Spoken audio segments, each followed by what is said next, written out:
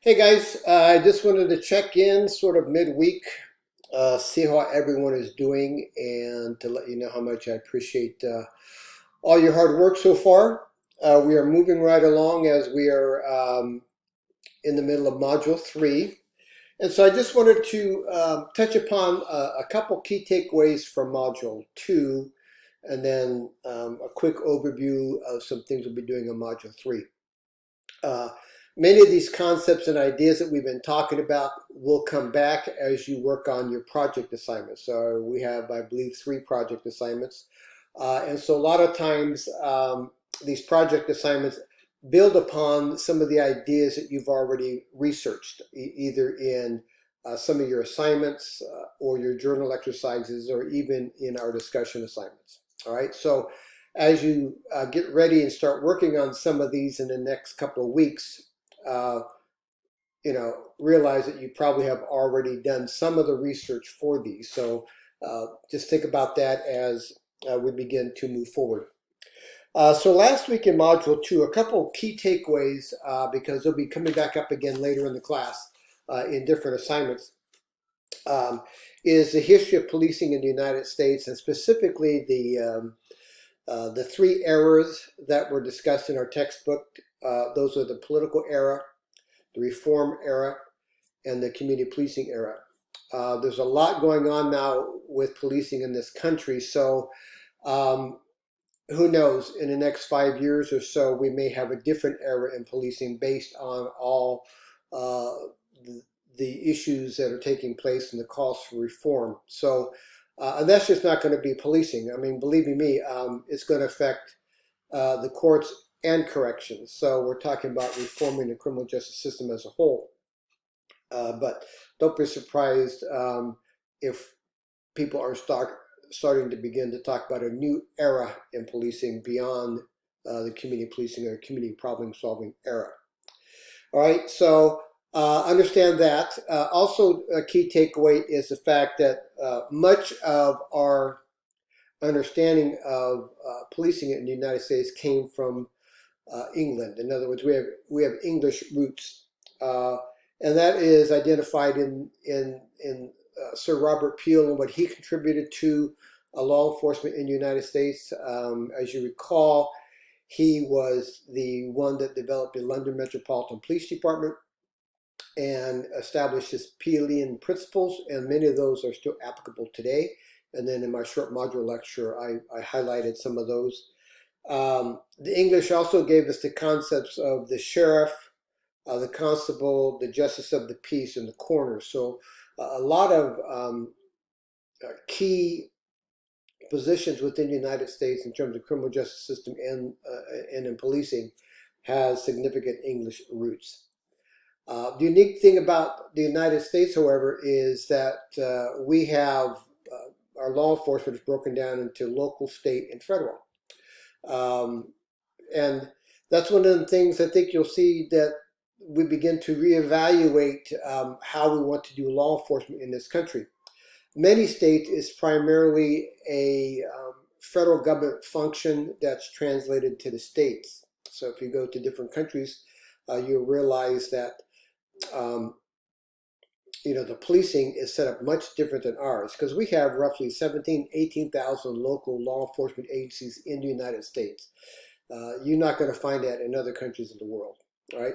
So it's important to understand the 3 levels. So we have federal, state, and local. And understanding that, because this will come up later in some of our other writing assignments, at the federal level, you have agencies such as the FBI, alcohol, tobacco, and firearm, U.S. Marshal Service, Secret Service, right? These individuals are tasked with enforcing and investigating violations of federal law. That's their jurisdiction. So as a local police officer, I have no jurisdiction in arresting somebody for violating a federal statute because I'm not a federal officer.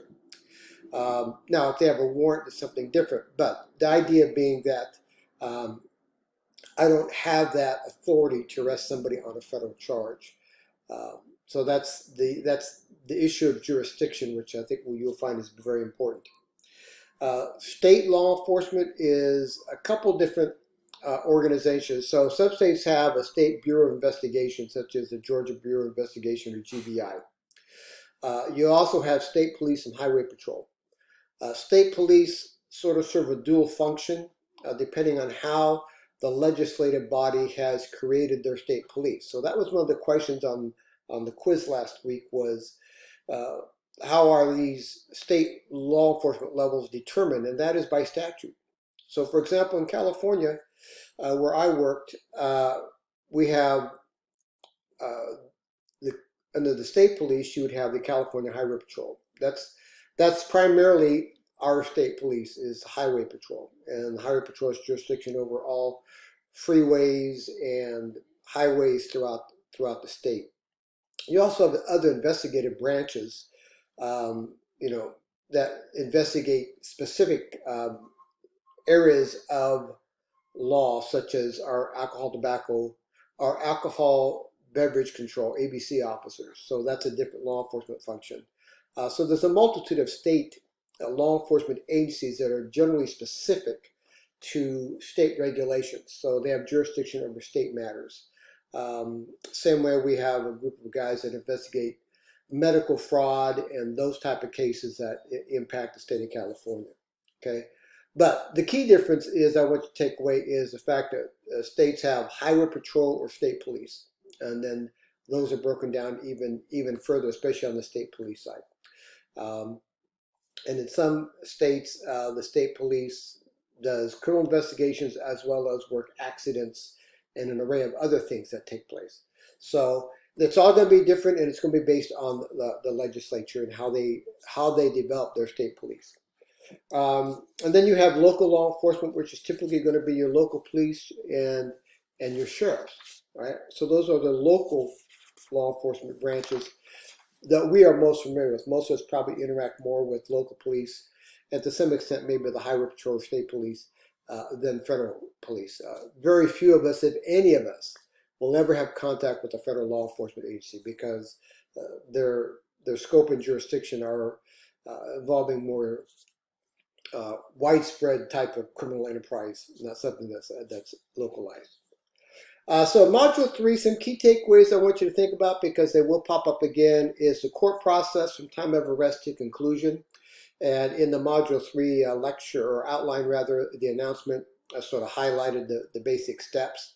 So make sure you read about that in our textbook. One of the key takeaways between states and the federal government is the use of grand juries or not.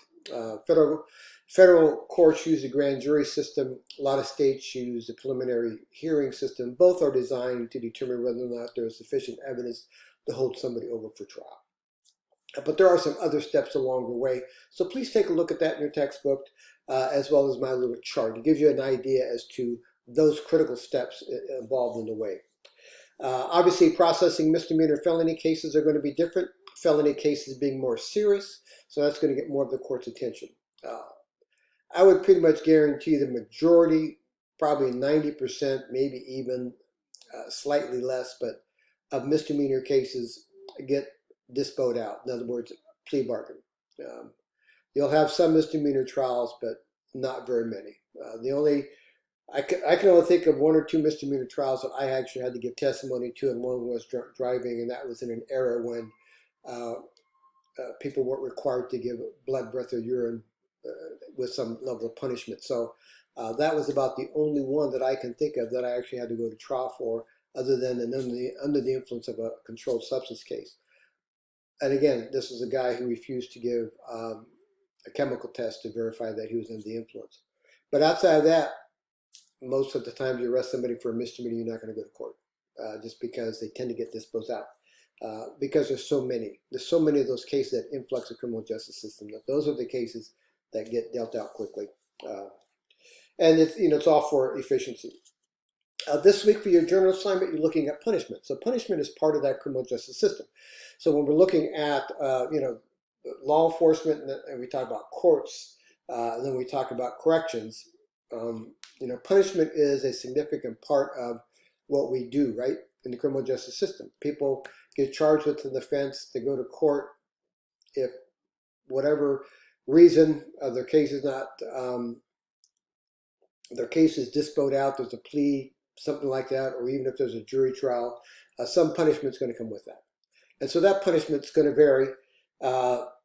And this week in your journal assignment, you're looking at the purpose of punishment. So you'll be researching the 4 primary reasons or purposes for punishment. And then you're going to be tying that into the death penalty. In other words, if I believe that the primary reason people should be punished is rehabilitation, then the death penalty runs contrary to my belief, because unless you think that you have the idea that the death penalty is the ultimate rehabilitator, because you can't offend again.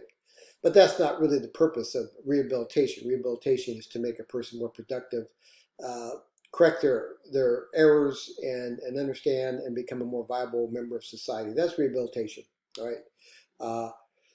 So then you would realize that there's a conflict between your idea of rehabilitation and capital punishment. So those are the kind of things you'll be looking at for that particular assignment this week. All right. So as you start thinking about punishment, you'll be looking at it in the context of capital punishment. Then you're going to be looking at, for your assignment this week, you're going to be looking at 4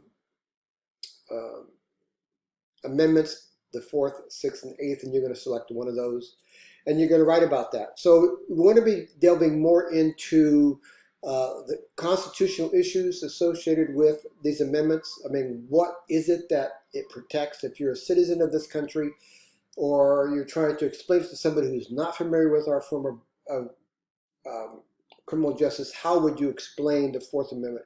How would you explain the 6th Amendment? How would you explain the 8th Amendment? Maybe give some examples, okay? So what are the key principles associated with each?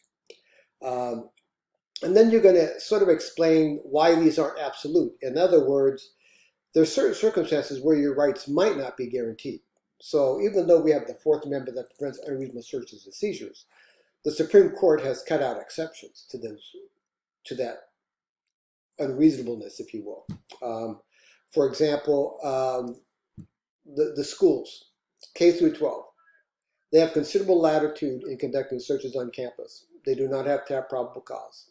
If anything, all they need is reasonable suspicion, and that's not a very high standard. So there, for example, you do not have the full constitutional guarantee of the 4th Amendment. And there's some other exceptions. Border searches. If you've ever been out of the country and you come back into the country, your stuff can be searched. They don't need any probable cause. They don't need any reasonable suspicion. When you come in from out of the country back into the States, if you travel abroad, you're subject to search, all right? And then, of course, you'll be looking at the other part of the assignment is how might your rights, in fact, stymie a criminal justice professional. In other words, how might that impact or prevent a law enforcement officer, for example, from searching your car or searching you or something like that, okay? Because that's going to be important, because your rights can, in fact, limit what a law enforcement officer can do, or what a district attorney can do, or what the courts can do, okay? So that's what you're looking at. So we're still talking about the rule of law, the issues with the Constitution, and we're focusing more on the different amendments that we have, okay? And finally, just don't forget that each of these assignments, these writing assignments, there is a section for citations and attributions. Most of the time they're worth 5 points. On bigger assignments, they're probably worth up to 15 points. But the point being is, if you don't offer a resource, in other words, if you don't cite a source and then you don't offer a reference page, then I can't evaluate your ability to properly cite or reference a source using APA style. And there's resources on our homepage that will guide you in that. And I think I also posted something this week. Again, our textbook is always a great source. It's a quick, easy source. It's right at your fingertips, and it has a lot of information that you can use to help support your position and your argument on different things. Okay? That's it for my check-in. Anyhow, have a great week, you guys. And if you ever need anything, never hesitate to reach out. I appreciate it. Bye.